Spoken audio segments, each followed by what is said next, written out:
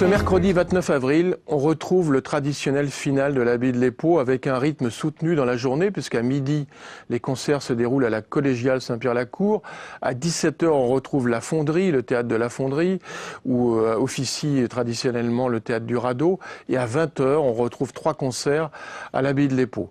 Et pour cette première journée, je suis encore obligé de prendre le programme que vous pouvez tous avoir entre les mains. On commence à la collégiale Saint-Pierre-la-Cour par un solo de contrebasse, Furio Di Castri. Furio Di Castri est un contrebassiste italien qui a joué avec beaucoup de monde, notamment Aldo Romano, Enrico Rava, et qui en solo a une proposition très intéressante à faire. C'est un musicien plutôt mélodique, il n'est pas dans le jazz contemporain avec des bruits les plus divers qu'on peut allier à la contrebasse. Non, il est dans la mélodie comme tout musicien italien devrait être. Et donc, à ne pas manquer à midi, c'est acoustique, c'est des concerts de proximité avec le public puisque vous êtes à 50 cm quasiment de la contrebasse et c'est à ne pas manquer. À 17h, on démarrera une série de pianos solo avec l'un des plus grands pianistes actuels, un musicien autodidacte, un peu comme l'était Django Reinhardt. Il lit pas une note de musique, il joue aussi bien de l'accordéon que du piano, mais là je lui ai demandé de venir spécialement à l'accordéon.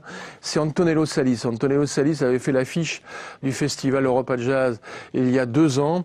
Là je voulais qu'il fasse découvrir ses talents de pianiste. C'est un pianiste formidable, capable de tout jouer, aussi bien le jazz contemporain que le jazz classique, du Monk, de jouer également du Charlie Mingus au piano ou de jouer du Cecil Taylor pour les versions les plus contemporaines.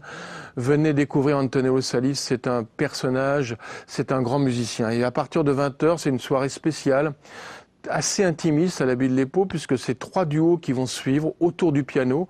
On ouvrira avec un des plus beaux duos actuels, Simon Goubert à la batterie qui a été formé à l'école de Christian Vander et Sofia Demenchik au piano, une pianiste rare, un duo rare qui est aussi bien uni sur scène que dans la vie et des compositions très mélodiques, un jazz très swingant que vous viendrez découvrir évidemment.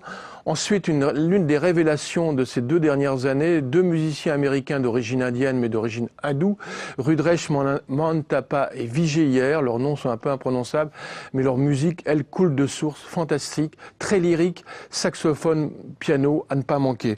Et pour clore, un duo un peu plus décapant peut-être, avec la présence du très grand Louis Moholo.